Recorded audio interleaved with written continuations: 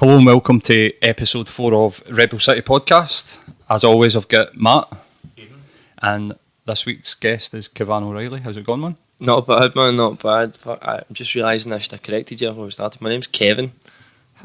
Right, so this will be the first topic of conversation. Let's discuss Where did the Kevan come from? Right, well, I mean, I definitely share some responsibility in this, right? But officially it started in second year history when Mandy Murphy, who was somebody that I knew from school, turned around and read my name off my jotter and went, "Is your name Kevan?" And I went, no, it's just Kevin. She was like, "Is it spelled like that with A?" And I was like, "Aye, that's how it's spelled." And she was like, "Your name's Kevan." And proceeded to go about telling everybody that was my name. And pretty soon I was responding to it after, I spent like, let's say I spent a month, maybe 2 months being like, "No, Kevin," and everybody knew, but you know what it's like in school, man, there's no saving it. And then somewhere along the line, I have to say, I made my peace with it. I was like, fuck it, that's my name, I don't care, like, I'll take it. You know what I mean? Like, there's people getting caught a lot worse in here, I'll take that, right? But it's definitely Kevin then. Aye, but then by the time I got to uni, man, it was definitely Kevin. And so I can actually place, see if I'm walking down the street and somebody shouts my name, I can actually place who it is, and, well, not necessarily who it is, but what, like, if I know him from school or after school, do you know what I mean? Aye. I was doing a gig in the Corinthian a few years ago, and I was walking through, to get to the piano, somebody shouted, "Kevin!" I was like, this is somebody from school, man. Here we go, I'm going to turn around. I'm the exact same, man. If anybody calls me Shieldsy, it's either a really close mate or somebody that knew me at school. There's a bad one, man. My pal's dad, my pal Sweeney's dad, Pat, lovely guy. I've told him, all through school he was calling me Kevan. I'm like, "Alright, Pat, how's it going, no bother." And then I got to like 18 and I was like, "Pat, my name's Kevin," right? And I know he knows and he tries to do it, and I see him, like, if he talks to me and he says it, he'll be like, "Oh, I know, Kevin's on it." But even now, man, he'll be like, "Sweeney, there's Kevan on the phone for you." And you're just like, no. So it's never going to go. And forever, for the rest of my life. It will be forever, man. And you're right, it's your fault, mate. It's not my fault. No, it is. But, so our guest is Kevan Reilly, and Kev, you're a professional musician, creator, producer, presenter of Flat 2 Right, and just an all-round like interesting character to me anyway. Somebody that knows a little bit about you, not a lot about you, but a little bit about you. You're a very interesting character. That was why I wanted to get you on, because I think we could have a really cool conversation. But do you want to just give us a wee pitch of what Flat 2 Right is? Aye, it's a show that I started basically because I wanted to learn to produce more. I was producing a lot of my own stuff at home, but you can be very closed off if you're only ever doing your own thing. It's hard to develop like every aspect of what you're doing. So I was needing an opportunity to work with people that weren't just my friends, although I've got a lot of amazingly talented friends. In fact, the entire first season of the show is like just my closest friends, really. That rings a bell.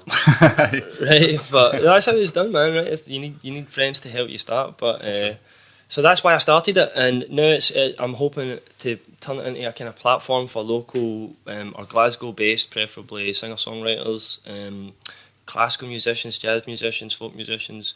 Also hoping to get some poets and stuff like that in down the line. We'll see. I'd like to develop it as much as I possibly can into whatever it can be used for by anybody who wants to appear on it, really. Sounds cool. Well, that's the idea, right? It's really hard to get it to look the way you want it to look. I mean, I didn't know how to edit any video when I started, so I guess the whole thing is like a journey of like learning for me as well as it is just having fun, I find the poetry side of it quite interesting because I was recently arguing with somebody who is a friend of mine and also a poetry student that it was a dead medium and was pretty vociferously argued back that it wasn't, so this will probably prove me wrong and her right. But I mean, it's hard to say about poetry, man. It's like one of those things. It used to be that you could hold on to poetry, right? You could take it away as like some sort of like almost a picture that you could pull it, you know what I mean, to help you like describe a scene or like capture a moment or whatever. But now the use of it has totally changed into like this momentary thing where you like connect in a moment. It's weird. I mean, I don't really know about that. But anyway, so that's the whole plan of the show, man. Just like let it develop into whatever it can be. I should tell you, there's singing or songs mostly, and then they get a chance to explain themselves. Then there's the tea solo where I have them show the audience how they make a cup of tea. Tea solo. That's a crucial part of the show actually, man. And then the last section's 10 questions. I ask everybody the same 10 questions. and we just kind of see how the answers vary. You had some terrible cups of tea. I mean, I've had some cups of tea. I had a guest Some say questionable cups they of tea. had never made a cup of tea before, right? And this was a guy, like, let's say in his early 20s, be like, I've never, and you can look up the episode if you want. I won't name him because I don't want to shame him, but it's there. He claims himself, I've never made a cup of tea before. And I was just thinking, like, how's that possible? Like, what have you been doing? That's a privileged life. On a day-to-day basis, like, how are you living your life? Aye. You've never made a cup of tea? Aye, Like, unbelievable. under the age of 15, I was tea slave. Right? Totally, you get made to make tea as a wee guy. It's Exactly. It was like as soon as you were able enough to hold the teapot, it was get a cup of tea, That's make a it, cup of yeah. tea. If anybody came in, dragged out the room, make a cup of tea. So I don't understand how anybody could.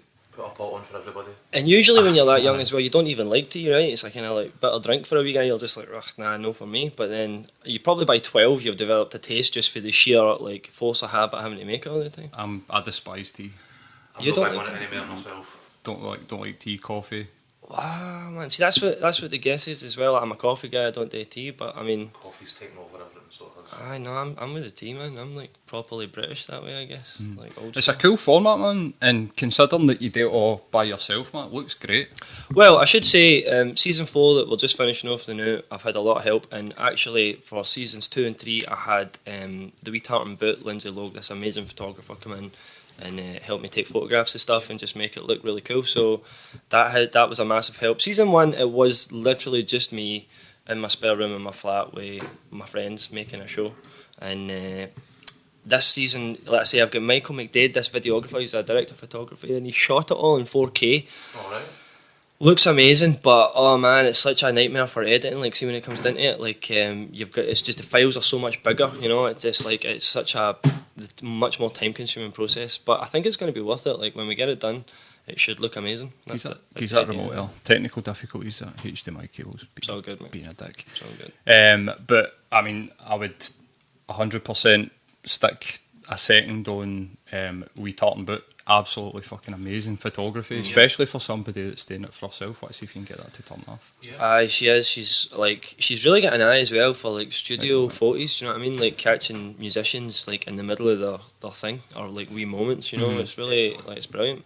Aye, some of the shots that she's took of the band that I was in, Paradigm Shift, and some of the stuff that she's done for you. Anytime she takes photos, I mean, even when you see like family parties, like their photos are always amazing. Yep. Like for Darling and that, and it's just because, and aye, she's doing it on her own, so you should go and check her out on Instagram. That was Wee Tartan Boots, absolutely amazing. But aye, it looks great. It sounds great, man. Like if it's a learning curve, like the production, you're definitely doing an amazing job. Thank you. I mean, for that, I could say I've probably overcompressed it a wee bit. Like this season, I've really tried to be a wee bit more generous with reverb because the first 2 seasons especially, I was like no reverb, no nothing. Like you don't get any help. It was what it was in the room, and that's it. You know what I mean? Like I was just, like super militant about it. No, I'm like I would, a wee bit of reverb. All right, why not? Let's be nice. And like less compression actually, and that's just, I think it's a beginner's thing. Like you want it to sound as full and big as you can get it to sound, and it loses that dynamic range. So it's the kind of thing, if you're listening to it on a shit speaker, it will sound shit. But you have to mix it for good speakers, you know, and so that's what I'm doing now. It's like that's where I'm at. It's pretty cool. So, who are some of the guests you've got coming up in season 4? We have Ross Layton, who is lead singer of Fallerson, man. amazing Superb. singer. That's outstanding. Yeah, great band. What a voice that boy's got, by it's the way, man. amazing. Seen that clip of Oran Moore, Uh-huh. where he like walks up the stairs. Right. You're No, just I like, know, man. his voice, man. Why they Unbelievable. guys, right? Like you could sing the phone book and you'd listen. You'd buy it as well, like best selling Probably, yeah. album, the fucking A to Z. And that's quite a catch for the show type thing. Man. Ross is just that nice a guy. Like he's such a nice, friendly guy. I just messaged him. Was like, would you be up for this? And he was like, definitely, man. Like, let me know when it was out. Yeah, he's an awesome human being. What can I say? So we had him in. He was great, so friendly. Done us a great set, great show. We had Fergus McCready, who is a jazz pianist, just graduated from the RCS. Really, really good, man. Like, I mean, I'm saying this as a piano player. This guy is on like another level. Like, he is just amazing. Like, unbelievably good pianist. If you're saying that, man. No, this guy, honestly, man, like it's unbelievable how good this guy is at piano. So he just released his first album, and it was easy to ask him. I was just glad that he came to do it. Like he was such an easy choice. I loved that set personally. For me, that was probably my favourite set, just because I could geek out over the piano-ness of it so much. And who else we have? Katie Doyle, who his stage name is Kitty. She's awesome, and I don't know if you know who she is. I don't want to. Girl with blonde hair. No, she's got black hair, or dark brown anyway, and it's a kind of vintage sound she goes for, you know. I don't want to spoil it by like putting adjectives or descriptive words over it, man. But she's amazing. Like, you'll see it when you see it. Who else have we had? We had Michael McGovern and Jamie Sturt have just started this act. I think it's called Brother Man, and they two do like really kind of folky, close harmonies. You know, they're both really good singers. They host the open mic night at Block on a Sunday night. Nice. So they're super around. I'm forgetting somebody. Where am I at? Oh, we had Melissa Kelly, and the Smoking Crows. Is it the Smoking Somebody's? I feel terrible not knowing the name of that. You can edit that in and put the name in somebody. But with Melissa Kelly and her band in, they were amazing. They were so good. She have the full band on the flat? No, well, it was just the singers, and they do like back and auxiliary percussion and stuff like that. But they were doing really, really nice like 3-part harmonies, and again, it was kind of a vintagey sound. Melissa's such a good singer. Like, oh my god, just amazing singing. Where am I at? Is that 4 or 5? I'm at 4. Is that 4? So I've definitely forgotten somebody then. That's terrible. I'm going to feel really guilty about this when I leave. Let me just think of this for a second. I've got Ross, Fergus, Katie, Jamie, Melissa Kelly. No, I've done it. I've done the 5, so we've got 1 to go. And I haven't filmed it yet, so I'm not going to say who it is in case it changes. Well, I'm looking forward to it, mate. Are you so how do you release them? Are you doing them episode at a time? Do you just block release them? I try to do them an episode at a time. I've been thinking about different ways to do it, because I don't know, I'm just kind of making it up as I go. Like, there's a whole other school of promotion, isn't there, and like how to advertise it and get the most out of it. If somebody wants to tell me how to do that, I'd really appreciate it. You can send me an email. At the minute, the last time I done it an episode every 4 days, and before that it was like an episode 1 a week. I thought a week was too long, like it was just getting a wee bit too far away. So 4 days, maybe I'll do 1 3 days. I don't know. It's hard to say. And what's the plans? You were saying that you're wanting to expand it. What's the ideas that you've got kicking about? Well, this season, the last episode will be Jamie and Michael, who, as I say, host the open mic night at Block. And so the last episode, they've both done the show before. Jamie was on season 3, Michael's on season 1. So I thought I recognised, did you say Michael McGovern? I thought I recognised the name, so I watched that episode. Both great guys, as I say, been on the show before, but they've joined together now to do this like duo or duet, whatever you want to call it. And so basically, I didn't do the T solo, the 10 questions with them, and I've replaced it with a section called Flat Out, where we go to Block and you see it like there. We'll probably do more of that. We'll probably go out to venues and maybe festivals or whatever and see what we can see. It's conceivable at some point we will organise a gig of previous guests. Other than that, I mean, I don't want to say too much because it'll keep changing. Hi, man. Well, that's like, we've been really lucky with the guests, especially this season is so tight, you know, like everybody, they just were so on it, man. Like, you could have easily sold tickets, you know, like if you put them on a bill one after the other, it would be an amazing gig. So, but then I don't know, I mean, there's a long way to go with that. We'll see how it goes. Cool concept though, man. If you could put a show on and have like 5 of the acts that you've had on the show, it'd be a good night, definitely. We might get it there at some point. I mean, we need to wait and see. There's, you know, we've done it completely unfunded. Nobody's getting paid for anything. None of the artists or me, Michael, or Lindsay are getting paid for anything. So we're hoping to develop it into some sort of profitable model in the reasonably near future. But at the minute, we're all learning, we're all loving it, we're having a good time, and we're all very grateful to the artists for coming in and doing it for free. Absolutely. So you're the same as me, like you have it in your flat basically, and you tear the place apart. Do you enjoy it? There's something that I quite enjoy. I was thinking about this earlier. There's something that I quite enjoy, like shifting everything about once a week for some reason. I know what you mean about that. I don't know, man. Maybe it's because I'm on like episode 30 or something. Do you know what I think it is? It's when you put it all back together, it's all like nice and neat and nice. tidy. That is and nice. you do that. I mean, normally I wouldn't do that. Do you know? Like, not to the extent where it's like I've made the full room, but because you tear it apart and you put it back together once a week, it's like a fresh room every week, man. I don't know. I was just thinking about that earlier. I was like, I actually enjoy this process of taking dismantling the room, putting the podcast together, and then putting it back together. I think having it somewhere familiar is quite useful as well, especially when you're sort of talking to folk. Is it something that is easier for you to break the ice with people as they come in and do the episodes, that you're in your own comfort zone? Do you think it puts them at ease that Aye. It's in the flat. Well, I mean, I live with my wife, and now we've got a dog as well. So the last episode actually it was a wee bit trickier just because we had the dog running around. I'm the opposite. I don't really. I'm very much a homebody, you know. So I like I've got everything set up the way I like it. And for when it comes to filming the episodes, I completely change everything. And I'm quite an easily stressed out person anyway, you know. So by the time the guests arrive, usually I'm you know I've got a cup of tea and I'm like, yeah, no, everything's fine. But by the end of the episode, I'm like, right, I'm ready to have my living room back and sit down and be cozy just because I'm like that, you know, that's the way I am. Like, it's weird. I know what you mean about putting it back. It's a very, like, okay, it's, you know, it's done. Like, but the tearing it apart part, I'm always like, sorry, darling, just, you know, I'm going to set up a studio in the living room for the next day, so it'll be fine. I suppose The it's... key question is, what do the neighbours have to say about it?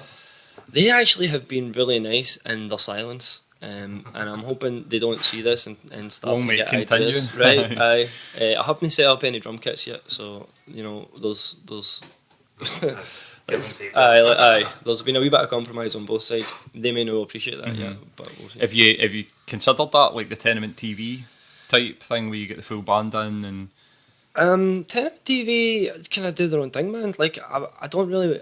I appreciate what they're doing with the band. I don't think I'm ever going to be able to set that up in my house. Because just the practicality, like I live there, my neighbours all live there. It's actually a really nice, quiet street. I would one day like to have maybe a premises, like a studio, where I could do my work and then invite my friends round to record. At which point, I would definitely set up a drum kit. Yeah. But that'll be, if it's happening at all, a few years away. Yeah, and if that does happen, I'll probably move flat to right into that studio.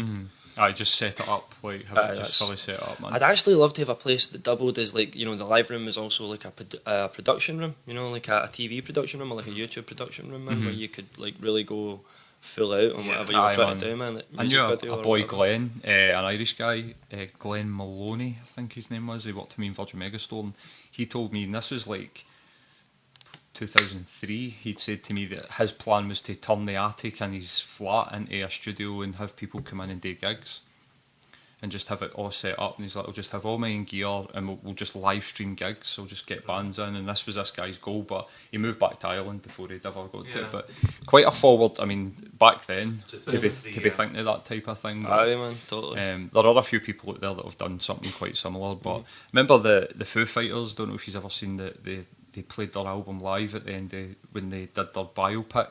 They did their biography. You might have seen it in the pictures. At the end of it, they did the album start to finish live, and it was in just like a studio with just like cameras set up. It was like his garage, and it was fucking amazing. Absolutely outstanding. It was Butch Vig's garage, and when they went back to him, and it's actually, that was the whole, like, they wanted to go back to, like, they were teenage boys jamming in the garage and stuff like that, so they went, right, let's just convert a garage and do it. And just record. But they did that. I think there's definitely space for something. I think that what you're doing is quite unique, and I mean, like, there's one other that I've just named, like Tenement TV, and they're like the main. They're doing it. They've managed to get it into the profit zone, but apart from them, you're the only one on. I think there's in that space, like, it's definitely like a very unique idea, especially with the sort of broad range of artists that you're doing it with. I quite like that you're keeping it local as well. You're not trying to like branch out, get like touring acts and stuff like that.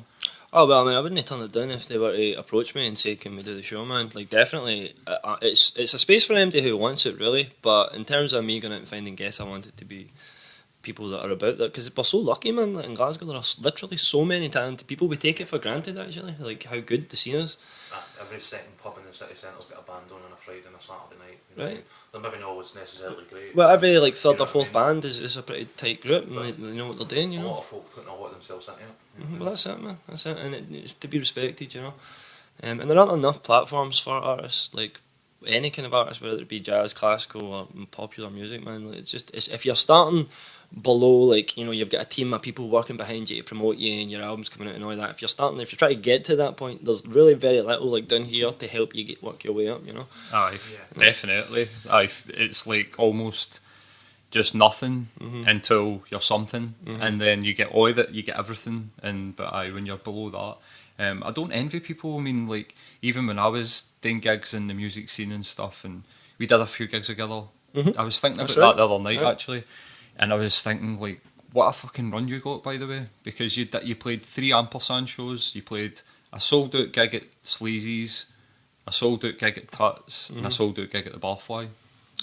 See at that point in time on the Glasgow music scene, and I enjoyed it as well. It was a great time. That was it. Like, I was a really good point in time. 17 or something at that point, I think. Because I can remember people asking questions in Barfly. Might have been 18. Let's say I was 18.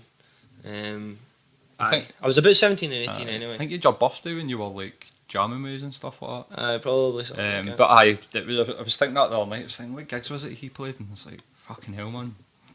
Probably three of the best gigs that we did in Glasgow, like, and run about that time. But how do you like survive as a modern day musician? I'm really lucky in that I can do piano bar gigs, so I just let her play and sing for 3 hours in exchange for money, and that's it. That's how I pay my bills, man. So I keep myself solvent. If something else comes up, I'm quite lucky. Like, I'll get other projects here and there. That always supplements the income, but ultimately I'm reasonably comfortable. I don't live a luxurious lifestyle, but the bills are paid and I can have a wee bit of fun just by playing piano at night. I'll say this, I don't want to be doing that when I'm 50. It's really depressing. Like, you'd think, it might sound glamorous, it's not, man. Like, you're leaving the pub at 2 in the morning and there's like 15 drunk people all staring into their glasses, like, fucking, you know what I mean? And it's like, at some point I'd like to be doing something else. I'd like to maybe wake up in the morning and do some work as opposed to starting at 10 at night. I can imagine. Like, that was going to be my question. I think they work any better. It just depends on the day work that you do. Right, like, if you were running your own studio, man, recording like good bands that you wanted to record, that would be a pretty decent job. Well, is that something that you would be? I'd wake up early for that, right? Aye, start your own studio. Right. And there used to be tons and tons of studios kicking about, and now I don't even know that many anymore. I mean, there's there's good studios around, man. The guy in Abercrombie Street's doing, is it 45A Records or something? 45 aside, I think that's called. That guy's recording studio's an absolute belter. That's a belter. But there used to be here, there, everywhere. Like, you could recording studios. That used to be Urban Studios, didn't it? Like, way back Davey's when. First. That was the first studio I was ever in. That was the first studio I ever went to, man. When I was 15 or something. It was just over. It was just. Who was on the board? Incredibly glamorous. Simon, man. Simon was probably. Everybody loves Simon, right? He was like this monk of love. Apart from Davey fucking hated him, but that's because he had to pay him at the end of the month. He was an alcoholic. He was an alcoholic. It was good for a band. If you're in a band and you're going up to a recording studio and he's sitting there having a laugh with you, it's brilliant. But I think if you had to be his boss, it'd be a bit of a fucking nightmare. Well, I only really dealt with him as a wee guy, being like, "Oh man, you're amazing. This is so amazing. Like, this is a recording studio. Oh my god." But I still have very fond memories of that place because of that. You know what I mean? Like, that's really where my recording career started, if I can be that fucking pretentious. But there are really good studios. My favourite studio in Glasgow is Gorble Sounds. Do you know Gorble Sounds? Aye. It's a belter. It's too expensive to go to though. That's what I was going to say. But it's an ornament in Glasgow just because of the price to get in, man. I mean, I'm sure they would do you a deal if you were 19, try to get in on a Sunday night or something. But that's the problem, right? See, if you want the gear, like the £250,000 desk and the fucking $8,000 preamp and all that, how are you ever supposed to afford to do that if you're just unless you're already, like I say, an established act with money and a team and all that kind of stuff behind you? Like, down here, that's known. You're never affording that step into that studio. Technology kills. I think that technology's killed a lot of these sort of low to mid range recording studios where you had to. I mean, when I first went to a recording studio, the idea of turning on, plugging in, recording was just absolutely no chance. I mean, even just sitting demoing on your phone is sufficient sometimes just to get a demo done, get a track. But I think that technology's killed that sort of low end recording studio.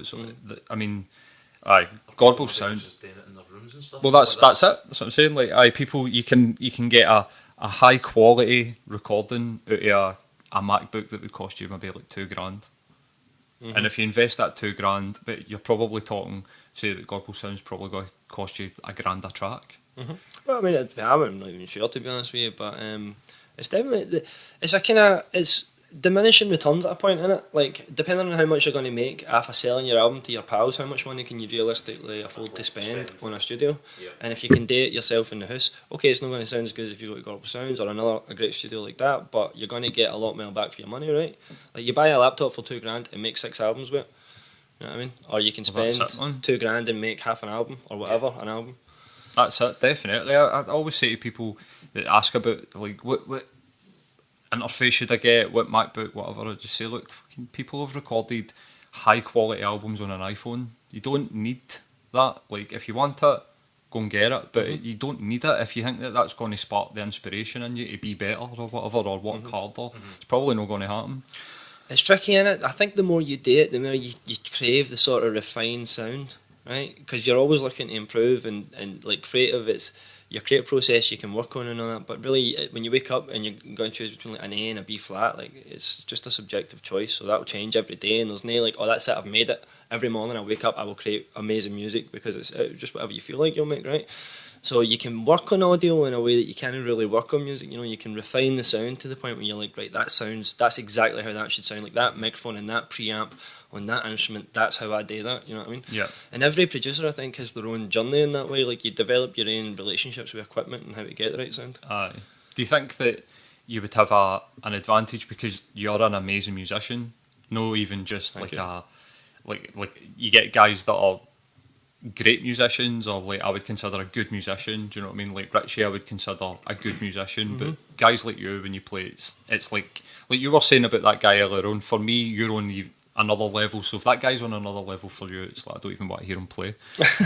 I don't even think I would understand it's that. It's depressing. You're just like, oh god, my goodness. But do you think that that's something that's? I think that the past like 3 or 4 guys that I've been in studios with have been technicians. They've not been musicians. And maybe even only once I've been in with a proper good musician. And when I was in with that guy, I felt like he brought something to the project rather than just like, right guys, what these want to do here, right, go and do it. He was actually like suggesting stuff and hearing things in the music that we weren't listening out for. Do you think that would give you an advantage? Because I think that for me, if I knew that you were an amazing musician, which I do, I would be like dying to work with you in like a recording studio setting. Do you know what I mean? I think, I don't know. There's different skills, really, right? Because I think of music very musically, or at least I always have done. And recently, when I've been working on production, I've been trying to think of it the way producers or engineers will think about it, which is in terms of frequency range. And it's a really hard thing to do. Like, I'm listening to it going like, oh, that flute's, you know, it's too loud or whatever, and they're like, oh, there's too much at 18, you know, there's too much at like 16. They're thinking about it in like EQ number terms, and I'm thinking about it in terms of notes. So there has to be a balance in there, and I think there's room for both, man. Like, you could look at like the Beatles, George Martin, you know what I mean? Like, that guy, without his musical knowledge and ability to arrange and all that kind of stuff, the Beatles wouldn't have been as good, right? So he definitely, like, having the musical ability there has definitely allowed him to just add so much to those recordings. But at the same time, you can look at a lot of other bands that it's the sonic sound that they're after. Do you know what I mean? Like, it's no so much about the arrangement, but like the sound of the album. Like Las Vegas is a good example of that. Like, their first album is just soaking wet in reverb, and it's all just this like giant cathedral guitar sound. That's like, I don't know if you could call that musical arrangement as much as it's like production. You've thought about that and just went, I want this to be like, you know what I mean, like massive. Aye, so I think that a good mix of both, definitely. But I think that like, aye, what I was saying, there's been a shift towards the more sort of technical side. Like you're saying, like more engineers, less sort of less musicians, I suppose, that are working in sort of recording studios and stuff. But aye, like the Glasgow music scene, like for you, do you work in the music scene other than like the piano bars?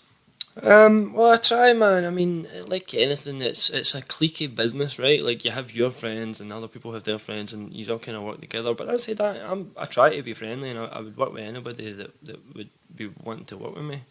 And some people, I mean, unfortunately, I would charge, you know, but I would work with them. Like, it's just the way it is. You've got to pay the bills, it's just the way it is, man. Right? Like, I'm a professional.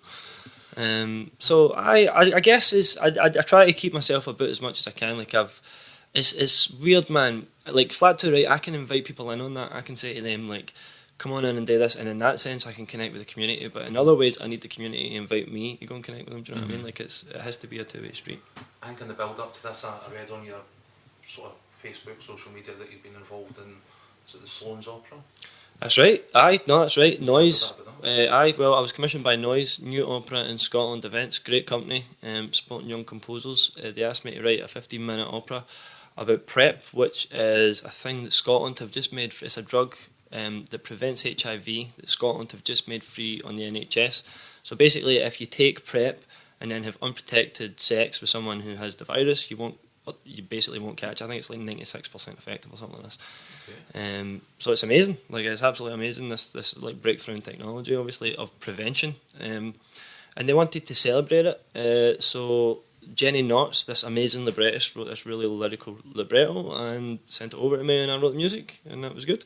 Ran for a week in Sloan's. I think it went well. Like, I really enjoyed the whole process of watching these amazing performers take, like, because when you write it, you know, I was scoring it, which I hadn't done for years actually since I left uni, but when you're scoring it and then you look at it and you're like, oh, that'll probably work, but I don't know, and then you see them like taking it off the page and turning it into an opera, man, it's magical. Like, it's an awesome experience, right?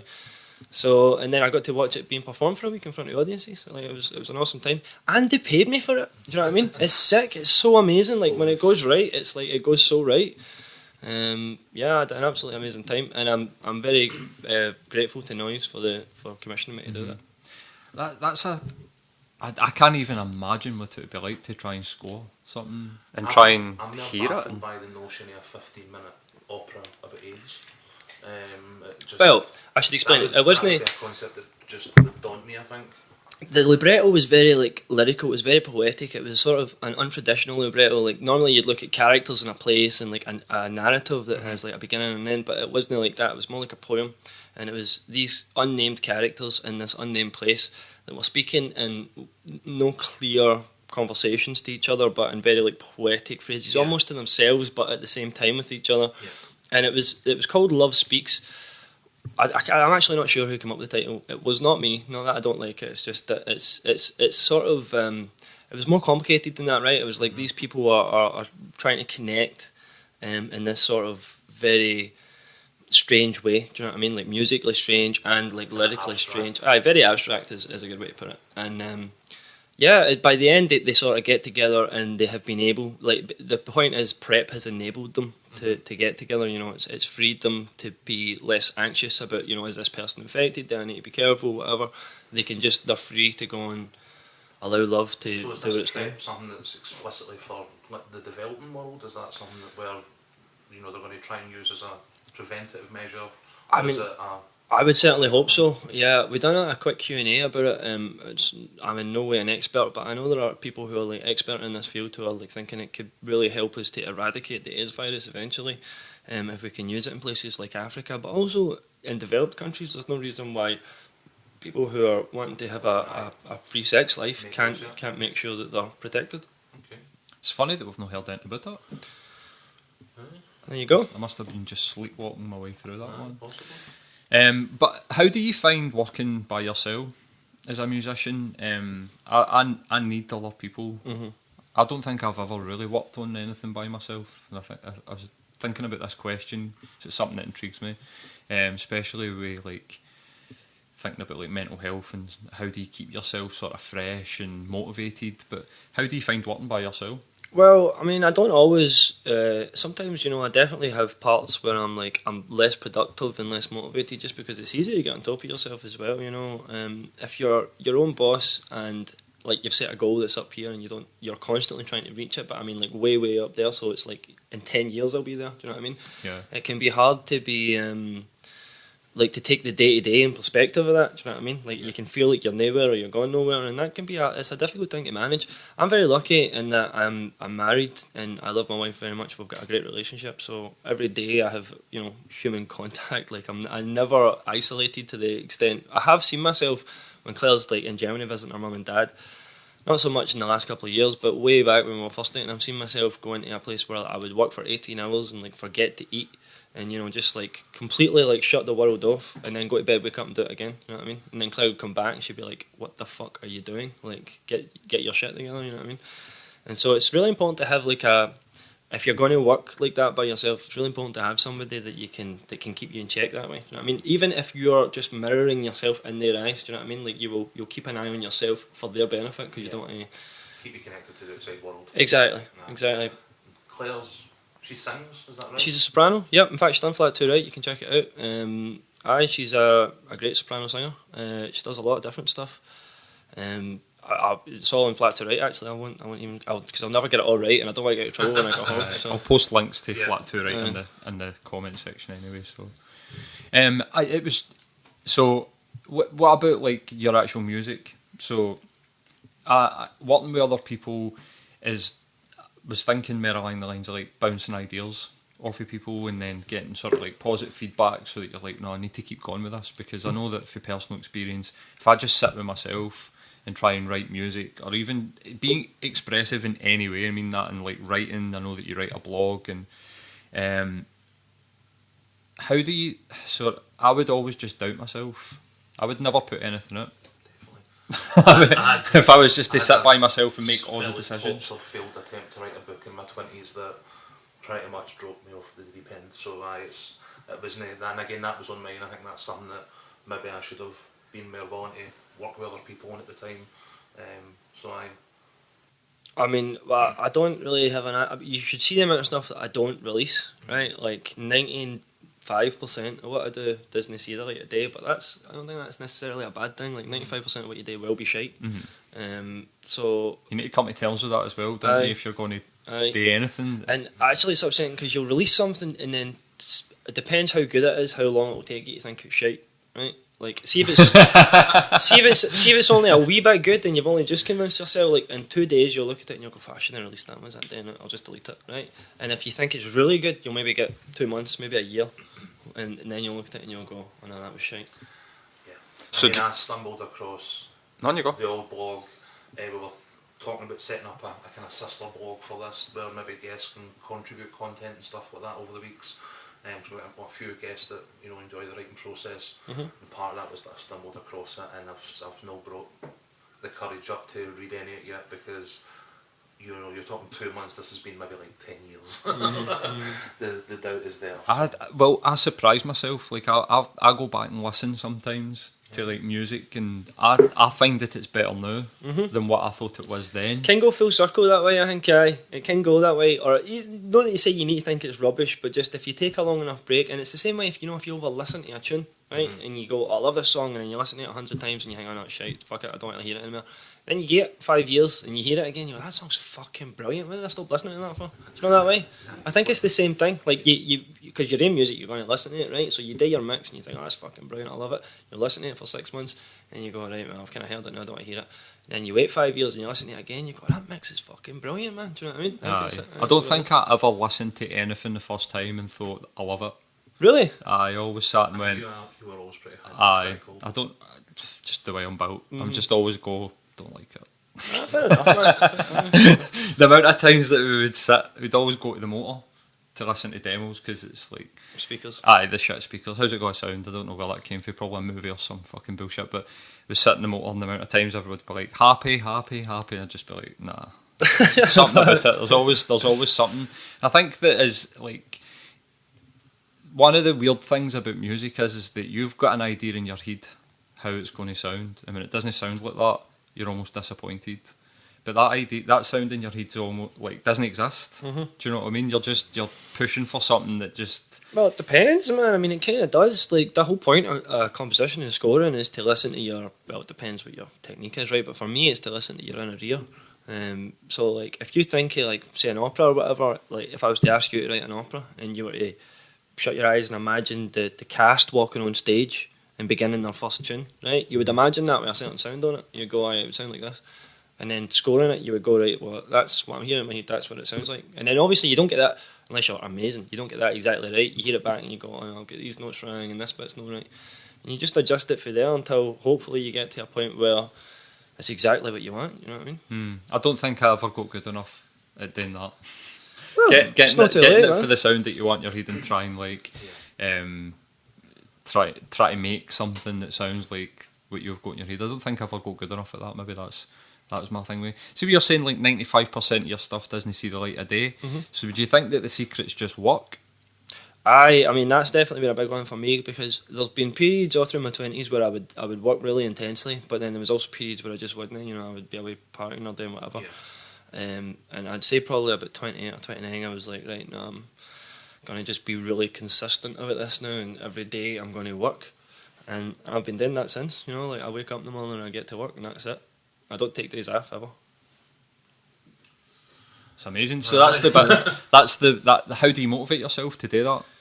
I feel like it's weird, man. Like I believe I can get to like here, right? And the only thing that's keeping me here right now is like a lack of having done the work. Like if I had started what I'm doing now at 20, maybe I would already be there or a lot closer to there.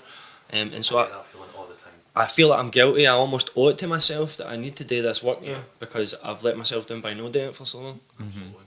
And so I can't have a day off because I'm already so far behind that I need to just keep going. You know what I mean? I think that attitude can always go one or two ways, can't it? It can either you get people that are relentless with their work, like it sounds like yourself, don't take days off, just like I need to get better.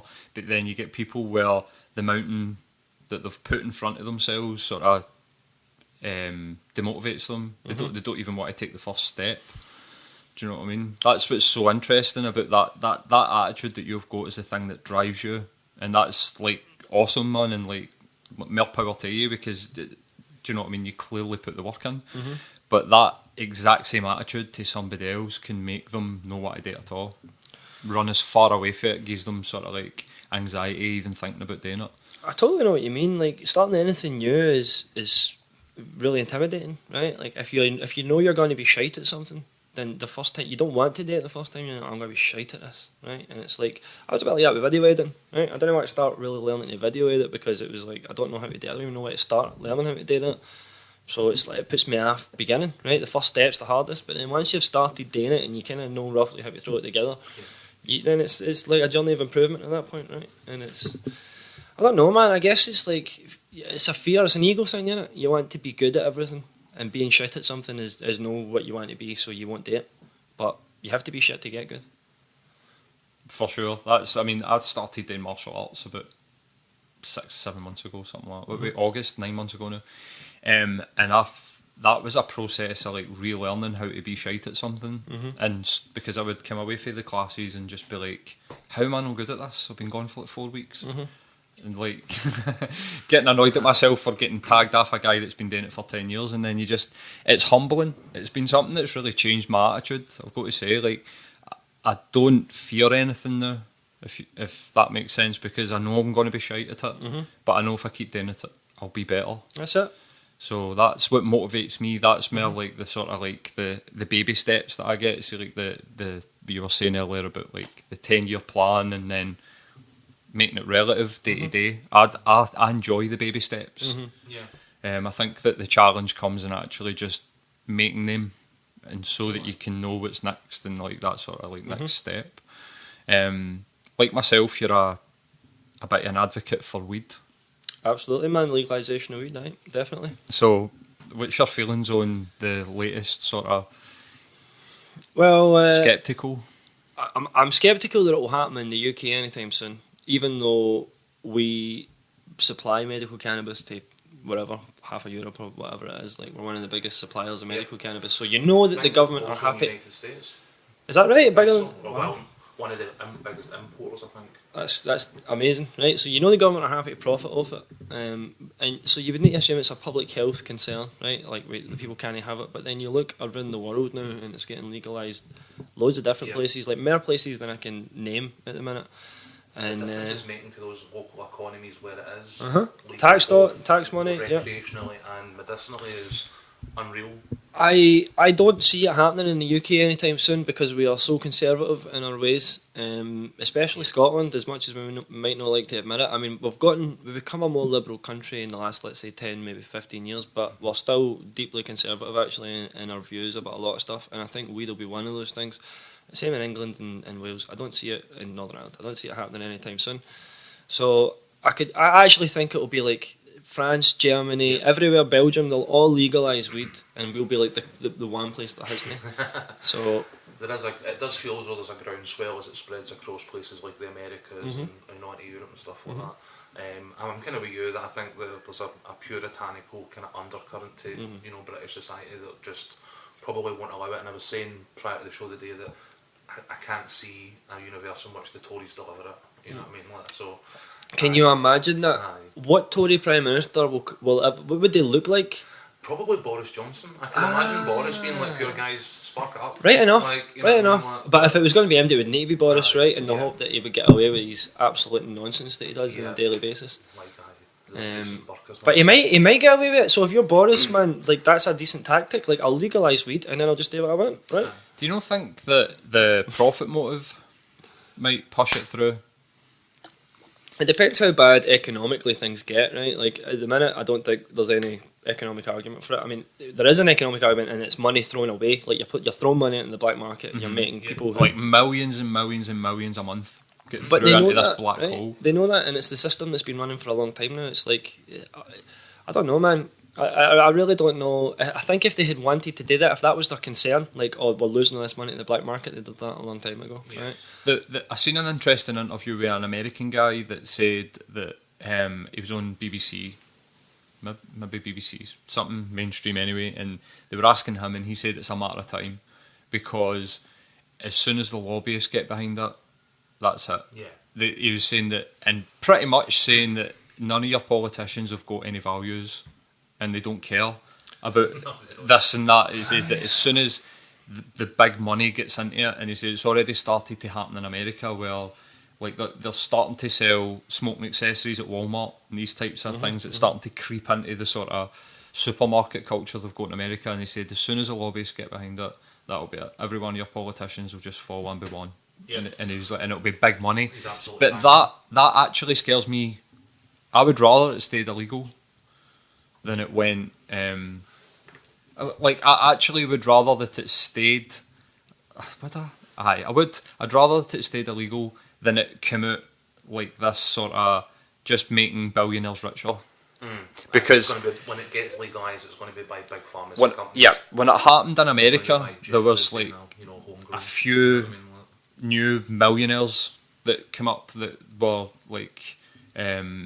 Guys that were just growing it anyway, and then they started growing it on a bigger scale and they made a bit of money, and I'd like that to happen. I wouldn't like it to just be, well, it's Tesco's selling weed now, so you just go down and you buy it for Tesco. I'd take it. I mean, I would definitely take it because I take it the now when it's fucking somebody off. You know what I mean? Like, if that's the way it gets legalised in the corporate sense is the way it's going to happen, which seems completely logical, obviously, then I would take that. You know, fair enough. It would be nice if the people who are all growing weed illegally right now could turn it into a profitable business. That's a very reasonable thing to do.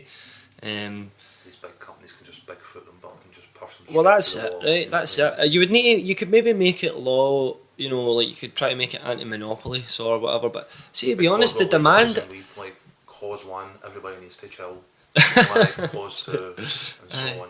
But see, to be honest, man, the demand in the places that they've legalised it has way outstripped what they expected. Like near enough everywhere it's happened. So you'd need giant factories, you know what I mean, to supply the amount of people that would be looking for it. So. And the research that goes alongside it as well has been hampered in the UK because we look at the recent cases of the mother who was going through customs and they wouldn't let her through with the CBD. It was quite high strength CBD for her son's epilepsy, and this is one of the things that sparked this sort of level of debate in recent weeks.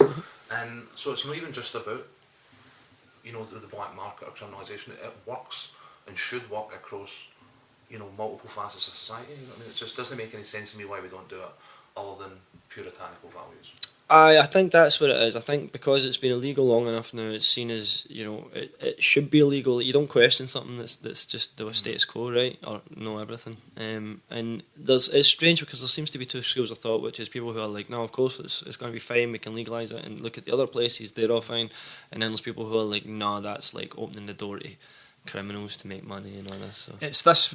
What I find fascinating about it is the argument. They make arguments against statistics. So that we've got all we don't have it all, but we've got a fair amount of data now based on the legalisation that's happened even in places closer to home like Portugal. And they decriminalised and all the statistics that are coming out of America and they still make the same arguments here, and you're like, how can you argue against facts? They're telling you that the use in teenagers goes down when you start to regulate it, but they still go, we're scared that it's going to send our teenagers are they? Afraid to go to Tesco's and buy it, you know what I mean, or Walmart and buy it, you know what I mean, like, become like the old top shelf magazines that they do wanted to go to the counter with, you know what I mean? I think that it will become legal eventually. I think that anything that happens in America happens pretty much everywhere in the West. I don't see it anytime soon, but I think inevitably it will happen. Simply because it's like you say, the spell seems to be gone in that way. I think we'll be one of the very last countries in the world to do it. I don't know, man. It's just the way it is. It's just the way. Do you think an independent Scotland would have done it well?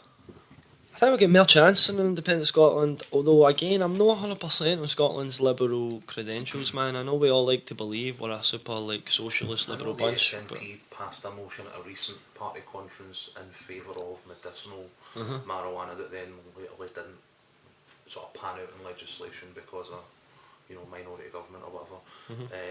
But yeah, it was something that they've touched on in terms of the SNP. But again, I don't think they expected it to ever go the distance when they did. I think it was a headline they were after. Really. Not sure what the legality is if we could legalise it in the Scottish Parliament and have it be sold in Scotland. I'd like to believe we could. That'd be awesome, and you could make an excellent argument for it now, which is, well, the budget is getting cut, we need to raise new tax money, and this is a perfect way to do it. However, you would imagine England or Westminster would object to that on the basis that it's like, well, we're going to, not only are we going to make a fortune in tax, but we're going to have tourists, weed tourists coming up from England across the border, buying their weed and going back. So, I mean, the economic argument for that right now, like Scotland having it legal and England no having it legal, is stronger than just legalising it across the UK from Scotland's point of view. Yeah. So you could say you're missing a trick by not doing it. However, I don't think it's going to happen anytime soon. Fair enough. That's it. So what makes you think that Scotland isn't as liberal as what we think? Just the history. Do you think that was it more historical rather than historical, but also like the status quo the way it is, man. Like, the amount of orange walks like we have every year, I don't see how you can justify that. I just don't see how you can justify that, to be honest with you.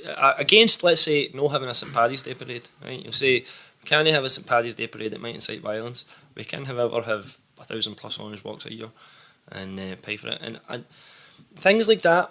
Now that's just one example. Here's a good example. Here's a perfect example. Scotland didn't, and this is historical. Scotland didn't legalise homosexuality until 1980 or 81. Can't remember the exact year. England done it in like 67.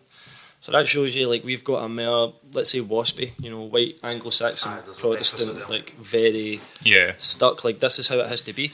Yeah. What was it? It took us like 13 years longer to do that. I would argue it's a much more conservative, for want of a better term. I don't mean Tory, but like conservative in terms of social values. I think pre and post Thatcher Scotland are almost two different places, and I only learned about that very recently. The deindustrialisation, like Scotland, it was just like catastrophic, and I think it's pushed so many people into the working class that I think that it has changed. But that's interesting. I didn't know that about Scotland and homosexuality. And I think that the bubble that was created by 2014 and the Yes movement made me feel like we were a more progressive, liberal, and there was a couple of years there where the sort of, for want of a better sort of way of putting it, the sort of more Protestant, like the west of Scotland, that sort of culture was kind of like in the sort of shadows, but now it seems to have come back with a vengeance. Especially the last 2 years, I've felt that kind of people like actively supporting a priest getting spat on or whatever it happened. Do you know what I mean, on social media?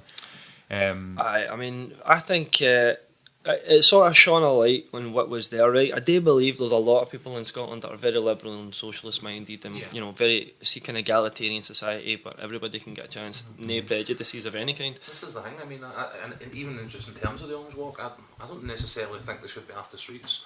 I think that they have a right to expression, same as the Paddy's guys. Like, there is obviously a level of responsibility. I would have them in parks, marching around in circles to their heart's content and no bothering the rest of the world. I'd have them pay their own costs. You know what I mean? I'd support that. See if they wanted to pay their own protection. I'd be all for it. I think just coming from the Liberal side, I think you need to watch about stamping down on free expression. You know what I mean? Where does it start? Where does it stop? Just because what they're saying is something that we don't like, and that's I don't like it in any way, shape or form. Me neither, but at the same time, I think you're spot on there. Like, if you can afford, if it self-sustains and you want to do it, go for it. But why do we pay X amount of £1 million every couple of years to? The problem isn't so much with the orange. I mean, I have no problem with Protestants or not necessarily in itself with orangeness, although I do know a lot of people who use that as a vehicle for their bigotry, right? And I would like to see that more addressed by the orange community, who I know are no bigoted at their core, like at their, they're good people who just have their own community. That said, it is used as a vehicle for the bigotry of a lot of people in Scotland, especially in Glasgow, and we've all seen it, including them, I'm sure themselves. They can't be blind to it, right? So I would like to see them doing more to that. But ultimately, I think when you say you can have an orange walk, you can't march, you're not allowed to march, right? I see that as, well, what is going on there, right? That's systemic prejudice, that's systemic bigotry. Like, if you're saying they can have marches all year round because that's just tradition and it's the way it is, but you can't have a St Paddy's Day march, one of the only countries in the world, seriously look this up, one of the only countries in the world, Disney have a St Paddy's march. And I can't get a good reason for it half any of the day. No, I'd like, if there is a good reason, somebody write it to me, I'll feel better. I'll sleep better at night, right? Because right now it's like, what's going on? Like, that's not right. I know. I think in another kind of similar area to what you're talking about, both in terms of, that the two sides of that argument, and also the sort of conservative nature of Scotland is like the recent Offensive Behaviour Act. So for me, that was again a government legislating against free speech and free expression, which is supposed to be essentially the sort of number one right in a free society. I think also it led to massive over-policing stadiums up and down the country, and also there was the kettling incident in the Gallagate, which for half an hour earlier I'd have been stuck in it with my daughter. You know what I mean? So it's one of them where I think that conservativeness that you talk about in terms of Scotland as a general, how it legislates and how it acts, can definitely be seen in a few examples, and obviously this is one of them. I just don't know. It's one of these ones where I think it has to be respected, the expressions, but the responsibilities that come along with it. You see it recently with guys like Alex Jones and if the fella who was teaching his dog stuff. The Nazi pug guy, that's ridiculous. That guy getting sent to jail, man. Like, I think that was offensive, that video, but that guy should never get sent to jail. No, absolutely not. But what I'm saying is, in a free society, that expression, they talk about guys like Alex Jones and issues related to offensive behaviour as if just because you can say whatever you want that you should, you know what I mean? And it's again probably linked to a lot of other stuff, your fake news and all these other things as well, is that these guys are out there spewing what they believe is their right to spew, but because it's not contextualised with any sort of reality, I think it's, how do you combat it? You know what I mean? How do you deal with it? I think this is one of the big questions, isn't it? And it's a question. It's one of the questions that you actually can't ask, because the knee-jerk reaction is just to censor. Aye. So we ban the Orange Walk because we don't like them. We ban YouTubers because we don't like them. We ban songs because we don't like them. Like it's a bit nonsensical. I think that I'm way on that. I don't think.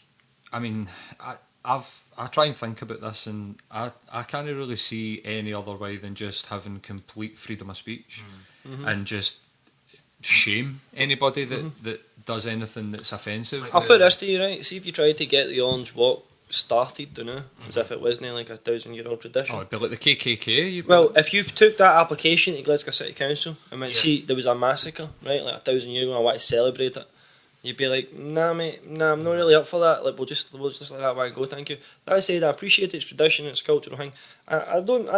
If I said I wanted to ban it, I don't think I did. But if I did, I take it back. I definitely take it back. I don't want to ban the Orange Walk, right? But I do think it has to be more egalitarian in that if you're allowed to march, if they're allowed to march, other people need to be allowed to march, and we should be able to do it in a community atmosphere where we're not hating each other for marching, right? You can have your march, and I'll applaud you as you go by.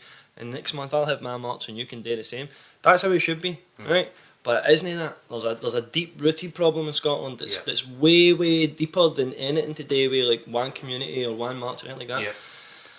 And it's a secret shame, innit? It's a silent shame. Like, we don't like talking about it. We're not supposed to talk about it. And actually, to bring it up, you court danger, don't you? You flirt with the idea, like, even me saying, like, oh, I'm not too keen on the idea the Orange Walk can happen and I can't have St. Paddy's Day much. I could conceivably get hassle of people being like, oh, what you saying about the Orange Walk? You know what I mean? Like, me, my dad, his dad, we've all done it. Like, I've seen these people before, do you know what I mean? Like, they're emotionally connected with this bigotry that they have, and it's allowed to happen by the organisations themselves, you know what I mean? It's the same everywhere, you know, everybody's got their problems. There's no one community that's to blame or at fault. I think it's a thing in Scotland that we're miserable, right? Like, we like to shout at each other, we like to have reasons to hate each other. I reckon if an alien race was to attack Scotland, we'd be standing shoulder to shoulder in 5 minutes, but the rest of the time we're just going to pretend to hate each other, right? We touched on the alien invasion that's about to happen, didn't we, Martin? Is there an alien invasion coming? According to Deed Nazi. That's happening now, 100%. So That's I'll get to predicted it on his deathbed, apparently. Oh, no better. I'll send you a link. Put it in the comments. We're at an hour, man, but we've got me and Matt are considering a conspiracy theory episode. Okay. What's your favourite conspiracy My favourite theory? conspiracy theory? The Kennedy assassination is juicy. You know, as in, like, who done that? I've always enjoyed that one. It was Woody Harrelson's dad did it. Was it? Seriously? No. He was there, though. Was he actually was there? paid to be there. He was paid to kill him, aye. Woody What? Harrelson's dad. Woody Harrelson's dad was paid to kill He JFK? was in the mafia. You can Right. Google it. Right. He was there. He was there. But I've seen a couple. I've seen a couple of theories, and one of the most batshit crazy theories of the JFK assassination that I seen in a documentary was a claim that they were in the sewers, and that's why his head goes That's like that. fucking mental.